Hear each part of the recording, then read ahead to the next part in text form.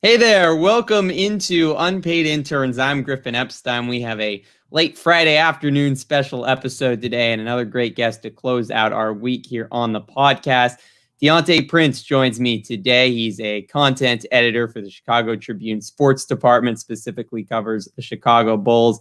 DeAntae, welcome to the podcast. Thanks so much for coming on. Oh yeah, no problem at all. Thanks for having me. Had a busy day today, so it's nice to just be able to lounge out and talk sports.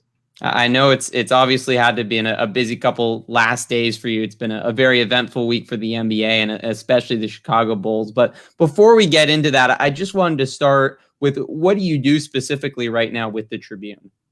Yeah, so my job is Bulls editor. Technically, my title is content editor.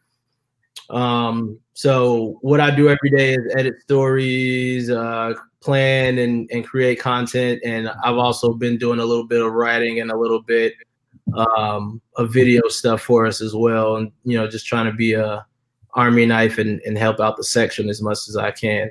So that's the approach here. But the day-to-day is the Chicago Bulls, creating our strategy for that and making sure we cover all the stuff we need to cover on that front. And obviously for everyone, I mean, this past year has been different, challenging, and certainly for journalism. And it's obviously been a weird NBA calendar just in the last year. What have been the challenges and adjustments you've had to make and the Tribune Sports Department has had to make in the past year? Oh, yeah, there's been a ton of them. Well, the biggest one for me is the fact that I really only spent I would say 3 months in the office. I started here last November, so November of 2019, and by March, we haven't been in the office since. So that's a big shift, not having that office culture and kind of not really getting to experience the office culture here. So I've known my coworkers more through Teams and Slacks than I do in person. So that's a little bit different. The staff, obviously, we haven't been traveling like that. We had to cut a lot of that out. And for the Bulls specifically, we had to figure out how to cover a team that wasn't playing because they weren't invited to the bubble. So a lot of it was, just trying to get as creative as you can, doing whatever you can to get access. And just recently, there started to be a little bit more travel. And we had some baseball writers go out to spring training with the Cubs and the White Sox. But yeah, everything's been different in terms of coverage and in terms of how we approach it. Well, let's get into the Bulls, and they were maybe the biggest name yesterday in the NBA trade deadline coming to a close yesterday afternoon. They make the big acquisition with Nikola Vucevic, but I know they were throwing around all sorts of acquisitions and changing players all day. Yeah. What was your reaction to all these changes? What do they do for this team? Yeah, they made a big shift and a big shift in just the way that this team, like the actual direction. I think a lot of us thought that they would sort of wait it out a little bit and figure out what they had a little bit more before they made a move like the deal for Vucevic. But I think Arturas and Mark Eversley made it clear that they want to win. And when Jamal Collier, our Bulls beat writer, talked to Arturas yesterday after all the moves, that that was pretty much what he underscored, and that if they see an opportunity to get an all-star, while they like guys like Wendell Carter Jr. and Otto Porter and think those guys are good and have the potential to be good in the league, Vucevic is averaging 24 and 11. So, when you see the Orlando Magic doing a fire sale the way that they did, getting rid of their entire team and, all the real assets, it behooves a team like the Bulls to get in on that and to try to meet Zach LaVine where he is a little bit more than what they were doing in the first half of the season. Now, the Bulls are 19-24 right now, 10th in the East. Now that would barely sneak into that play-in series at the beginning of the playoffs. Yeah. But you say they're kind of in win now mode. I mean, are they expecting that now with Vucevic added to the roster, this is a team that can make the run in the playoffs, or is this more still kind of building for the future that in a couple years they can contend to top the East? Yeah, I would think it's still building. I mean, having these two guys will make you a lot more competitive. I think that's the first place. They just want to be competitive. I mean, this team had lost, I believe it was 6 of 9 recently going into trade deadline or somewhere close to it. So they played well in the first half of the season and then hit some lows where they just weren't even being competitive. You know, they would get up on a team by 20 points and lose the lead and kind of be out of it completely by the end of the game. And when you have a guy like Vucevic who, you know, he's consistent. We know we can get 24 and 11 out of this guy. Like the team comes into that night with a little bit more confidence. So I think they're still building. They still need to find a point guard, obviously, and that's another piece of the trade deadline where, you know, Lonzo Ball stayed put in New Orleans. But they still need to find a guy who can be that linchpin and who can get the ball to Zach LaVine and Vucevic, and so that they won't be necessarily the reason or the engine behind all the playmaking, so that they can receive some of that. And you know, I think Zach LaVine will definitely appreciate that when he can get open buckets and not have to create so much for himself. You mentioned Zach LaVine, and he's certainly been a big story with some really strong play this year for the Bulls. And he's an interesting player because he came into the league with Minnesota, won the slam dunk contest at the All-Star break, but was kind of known as just this athletic guy. It seems like he started to develop more into an all-around player and a go-to guy, and was an All-Star this year. How has he been able to develop? And I guess is the Bulls' idea that he's going to be the face of this franchise going forward? Yeah, I think that is the case. It didn't appear, or I've seen people say or whatever, that like when Arturas and those folks first got here, that they weren't necessarily super high on him, or that they didn't necessarily think he would be as good as he is as fast as he got there. But I think he shocked the Bulls, and he shocked a lot of people around the league. Like you said, he was known as a dunker and a guy who was sort of streaky on offense. And we got to see him really string all of that together. Part of it might have been, I think, the injury where he tore his ACL, and I think he was injured even right around the time of that Jimmy Butler trade. Like, going through that, I think, really hammered it home to him that he had to develop the rest of his game and that he couldn't just depend on that. So, you know, his jump shot being a lot more consistent, being able to pull up from three, catch and shoot, all of that is really expanded everything else for him, because he was always a slasher. He could always compete at the rim. But when you have that threat from deep, it really does open things up. I think he's still sort of developing as a playmaker and still figuring out how to get his other teammates involved and how to balance that being counted on so much for offense and being able to, you know, be solid and hold your own on defense. He's still balancing that, but for the most part, you know, he's having the best season of his career, and he was rewarded for that as an All-Star. And I think the Bulls see him as you know, one of the key building blocks going forward. Last question on the Bulls. I mentioned their 10th, and they do right now would sneak into that play-in round, and obviously different. Normally, you'd only have 8 teams make the playoffs. What's kind of do you think should be the goal for this team the rest of the season? Is it just to make it into that play-in series? Is it to win that and just move a little deeper into the playoffs? Yeah, I think go as deep as you can. I mean, the fact that they traded away that pick for this year's draft, so there's really no incentive to fall out early or to lose at any point. So I would say go as deep as you can, so that you have a little bit of a base with Vucevic and Zach LaVine playing together before you come into next season. You have something on film, and you have the rest of your roster sort of figuring out what Vucevic likes, how to get him the ball, how to, you know, help him help this team. So I would say the goal should be to go as far as you can. I mean, the Eastern Conference isn't necessarily super deep down there. Even, you know, team like the Hornets that was pretty good, you know, now they don't have LaMelo Ball. The Wizards aren't super great, you know, like Atlanta just traded away Rondo, but, you know, he's a guy who's usually pretty good in playoff situations. So There's a lot moving around in the East, and the Bulls through that trade might have become, one of the more structured teams in this side of the league. Want to transition to really look at the NBA as a whole. We're under 2 months left in the season, just past the trade deadline, which is kind of when things are ramping up towards the playoffs. Obviously, it's been a weird season coming out of the bubble of last year. What's just been your overall takeaways so far of kind of how the NBA has handled it and the play on the court?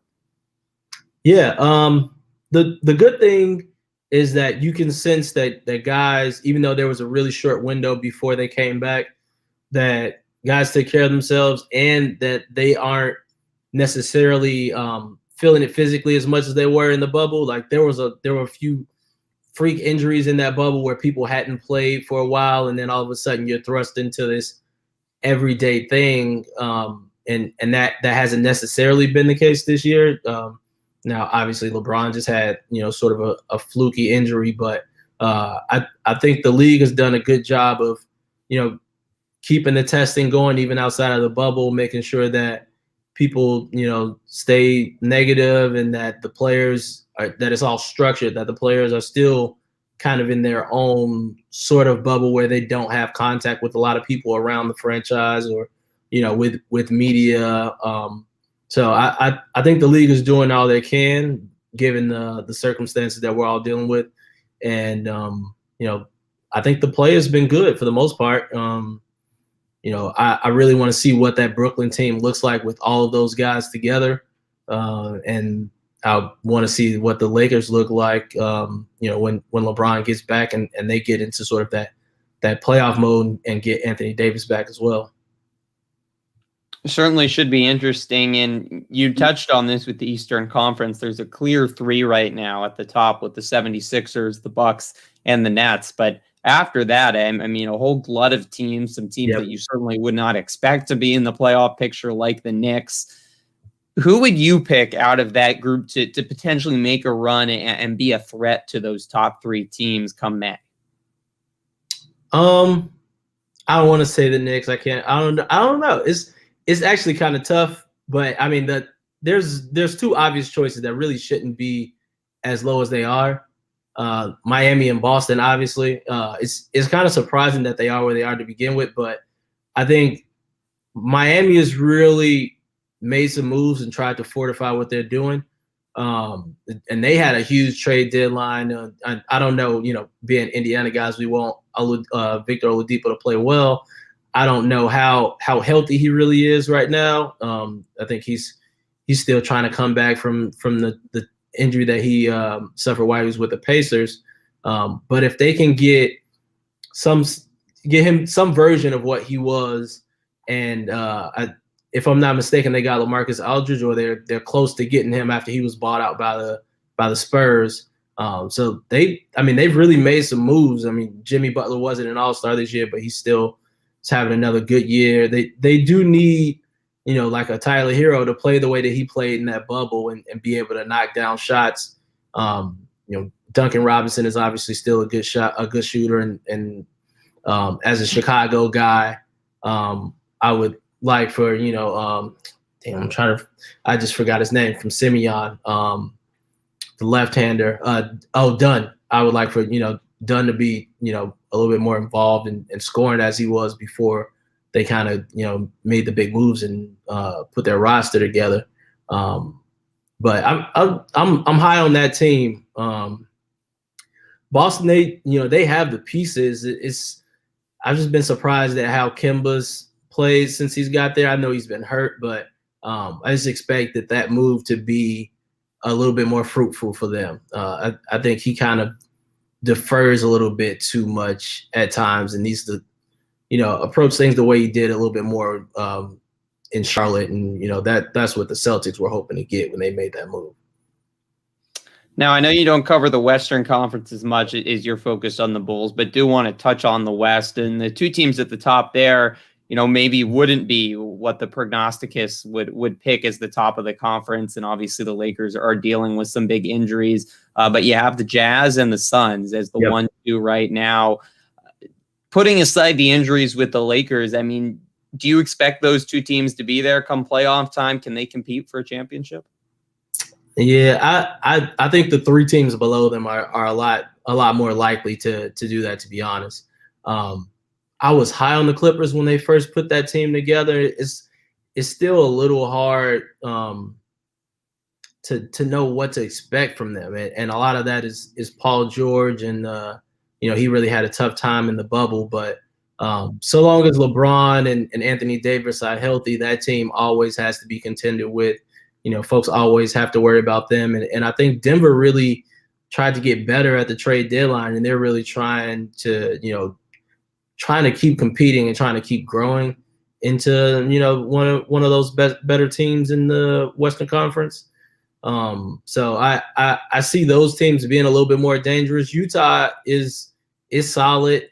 They've had a great regular season. I think they maybe weren't respected enough, when it came to especially All-Star Weekend, and those guys barely making the team, or not barely making the team, but being the last two picks. That's what it was with LeBron and KD. So that was a pretty funny wrinkle, but I still remain a little bit more bullish on the three teams below them, mostly because they kind of have that experience, and they have a documented history of being a little bit more steady in the postseason. I want to move on because you had an interesting article you published a couple weeks ago about Myers Leonard, who made some anti-Semitic comments on a video game stream, and you wrote a column about how ignorance can be so harmful to society in terms of racism and anti-Semitism and things along those lines. What was your inspiration from that, and what did you hope people got out of that column? Yeah, he's a tough case. So I had feelings about the bubble and the comments about the anthem and standing for the anthem. And I always feel like when that topic comes up and people make it more about the military and less about protest and being able to speak and express yourself, that it's a little bit of a bad faith argument. And, coming from that place where he vowed to, approach things a certain way and to, do research and learn and, be tolerant, basically. And, if you're being intolerant of one group, then you're being intolerant of anyone. So even if he took steps in that first direction, and then you get on the stream and you say this, and, to pretend as if you didn't know the word, and to pretend as if you didn't know what it meant, it was a little tough. And I guess even if you don't know it, like if we give you the benefit of the doubt, it really rolled off the tongue pretty easily, and it was at the ready. So that combined with the actual release, where he described not knowing what the word meant, and vowed to be better again. But it's tough when he has so many people from the Jewish community who were a part of his daily life, and I mentioned them in the piece. Mickey Arison and his family. His son is the CEO. Adam Silver, who runs the league, and just all the contributions that Jewish people have made to the league. So it was a tough look, and it's actually looking like it's hurt his career now, because he was traded and then later released. So I think he's sort of in limbo right now. It's overall for the NBA. This was certainly a dark spot for them. They have been, though, for the last year, really at the forefront of the social justice movement we've seen across much of the country. And the NBA has always been a league that has seemed to be very a part of the culture of the country. How much do you see this as the identity of the league, and how can they kind of maintain this as we continue moving forward as a country? Yeah, I think we do need to remember that it's still a private company that at the base of this is a business. I think Adam Silver does do a good job of sort of getting out of the way of his players when they are passionate about something. And he's been doing that from day one with the Donald Sterling situation, obviously within the bubble. There were some reservations by some people about the decision to go to Atlanta and whether players in the NBPA were sort of on one accord and kind of like how that went down. But I do think that he's done a good job with that. And I think the real thing is like this league has become the face of certain things because you can compare them to other leagues who completely ignore it. You know what I mean? With the NFL, which is another story I wrote. It was about Chad Wheeler, who I believe had I think he said he had he was bipolar, but the NFL really hasn't addressed his abuse against his girlfriend, or the pictures of her where it was it was pretty brutal. And then he was released from the Seattle Seahawks, but the NFL hasn't said a thing, and that's kind of what they want to do. If something happens, either bury it or ignore it. So when you have a counterpart like that, it makes the NBA look like this shining beacon of liberalism or virtue. But at the end of the day, it's a business, and I'm aware of that. But they do try to err on the right side of things. Certainly something to watch with the league going forward, and something you've done a good job, I think, so far with some of your work with the Chicago Tribune. Speaking of your work and in your career, wanted to transition to that to finish out the podcast, and just was wondering, I guess, if you could kind of take us through your journalism career, and obviously you went to IU, so maybe touching on your experience as well in Bloomington. Yeah, I actually kind of fell into journalism. I started out I played basketball in high school, and I was kind of trying to find a way to keep that sports situation going, beyond just, actually playing the sport. And I had a friend who was working in the arts section at the newspaper, and my freshman year, I read it all the time, and it kind of just seemed like more like a fun hobby to do. And by the time my sophomore year came around, I joined the paper and started to take on some of the smaller beats, wrestling and field hockey, and really just taking whatever they would give me, and just remain consistent with that throughout college, and did a lot of internships and got a lot of guidance from folks within what was the journalism school back then, including Marcia Debnam, who was in career services, and Ruth Whitner, who's still with the IDS.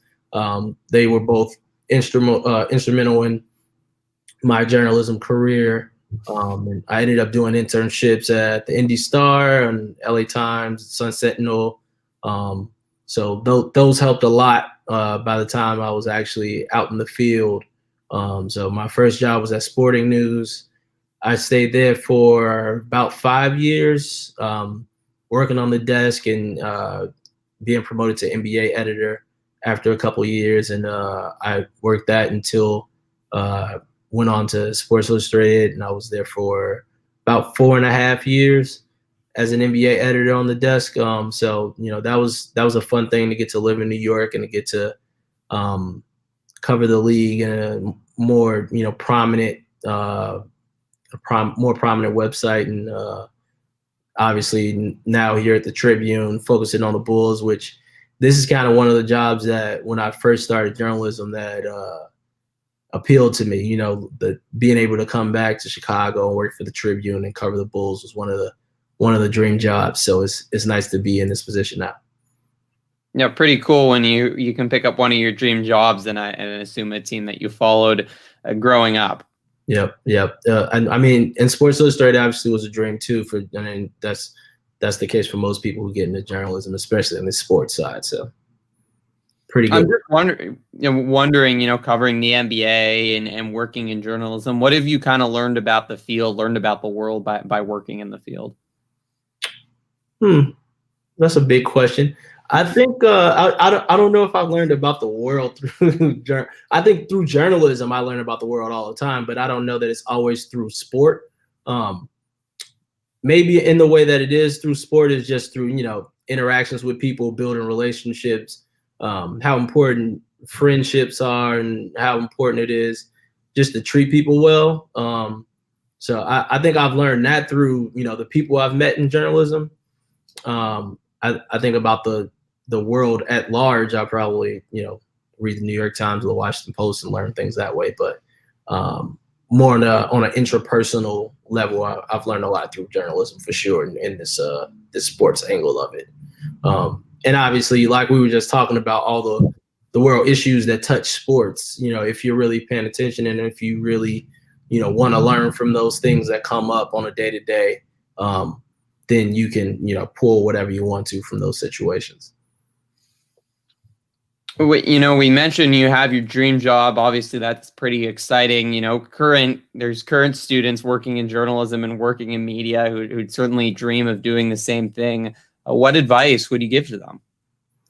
Well, one of the first things I would say is build those strong relationships. The people who are working next to you are the people who can help you and who you can help. And it doesn't even have to be getting a job or anything like that. It could just be, navigating this career and having somebody to, lend an ear and having somebody who you can do the same for. So that's one thing. The other thing I would say is to be dogged about what you want and be consistent. I think I did maybe 6 internships before I ever got a job. And I know this is unpaid interns, but I think I only did that once. So I wouldn't advocate for doing unpaid internships. I think if you I'm a little hurt, but it's okay.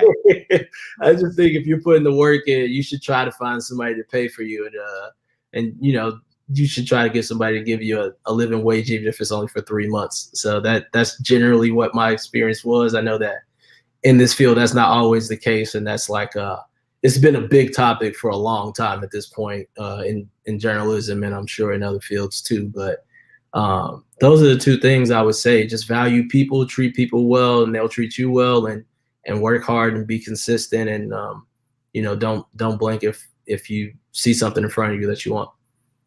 It is funny that you bring up unpaid internships, because I've been hosting this podcast now for 6 months, and I've seen multiple controversies about unpaid internships on Twitter, and I've never actually had someone mention it. I didn't come up with the name of the podcast, but I've never had someone mention it. But I appreciate you just bringing it up for it to come full circle. It's probably some good SEO around this stuff. This podcast probably pops up and when people are looking up things that have nothing to do with it. That's a great point. If that's what comes out of some very ferocious sports media Twitter debates, then it's a good thing, I think. Yeah, it's a good thing. People get to find something fun at the end of that. So a couple more questions for you, DeAntae, and you kind of took us through your journalism journey, and you've covered the NBA, and I imagine you have some great stories, moments. So what's something that maybe stands out that it'd be fun to tell? One of the biggest ones was it was even before I was back in Chicago, but I was working in Charlotte, and our beat writer was in Boston. So there was this thing where sporting news was like national, but kind of not. And the Hornets allowed like 10 publications that were national to come in and talk to Michael Jordan. So we all we all sat at this big table, and he was standing in the middle of it, where there was so there were 2 tables on the side and then 1 table in the middle, and he just stood in the middle answering a bunch of questions. So that was one of the fun, or one of the most fun experiences I've ever had. Getting to sort of slide into that. One of the other ones was it included Kobe, where it's pretty funny looking back. That we were all in a scrum, and I took a picture on my phone, but the phone, like, it made the noise, so everybody knew I was doing it. And back then, it wasn't so common for everyone to have their phones and record things as much. So I remember him looking up, and a lot of people sort of like turning my way, and me getting like a little bit red in the face from that. But it was a pretty fun situation. I also have some good Tom Crean argument stories probably in my back pocket, but I'll save those for the next visit. All right. Yeah, maybe no Indiana basketball coaching stories. People don't want to hear about that right now. Yeah, I'll keep that out of here. I do. We were talking about it before the show. Not much going on with IU men's basketball, but IU women's basketball probably having its biggest game in program history coming up on Saturday. So I got to have a prediction from you. Do the Hoosiers knock off NC State in the Sweet 16? I'm honestly just excited to have a team in the Sweet 16. I mean, we haven't had this in a while. I think, did we make it when Yogi was at Indiana? Maybe. Yeah, the last time would have been 2016, I believe. They lost in North Carolina. And he had a huge tournament, so that was really fun to watch. I'm a homer, so I'm just gonna pick Indiana. I mean, I can be transparent. You tell me how good NC State was before this podcast started, but I'm sticking. I'm going chalk, and I'm not going chalk, and I'm 4 seed knocking off the 1. Yeah. Well, that's not. If you look at the other side of the turn, the men's side, like a 4 knocking off a 1 isn't a big deal at all. The women's tournament, the better teams have really held it down and played the way they were supposed to. I'm here in Chicago, so a lot of people were upset with Illinois losing to Loyola, but that made for some good traffic for us on the website. Are you getting a little Ramblers and Fighting Illini rivalry talk? I mean, if Loyola continues to be as good as they are, I mean, that could become a thing. I would love them to play out of conference games against each other too. Like I think that they're good enough for them to, for that to be a thing at this point. I mean, they don't really have a clear in-state rival to where, IU has Purdue or whatever. So it'd be nice to see that. I mean, they're not really rivals with Indiana like the way that, potentially maybe they thought they were in the past. I remember when I was there and we had Eric Gordon, there was like a little bit of that brewing because he had originally committed to them, but I don't think we've been good enough to be their rivals. Not the last couple years. That's and it was the opposite when I was in college, that they weren't good enough to be our rivals. So, well, DeAntae, I'll let you go and let you get on with your Friday evening, but really appreciate you coming on. Great Bulls talk, great stories, and hope you get a chance to watch the IU women tomorrow with the rest of Hoosier Nation. Oh yeah, no problem. I'll definitely be tuning in.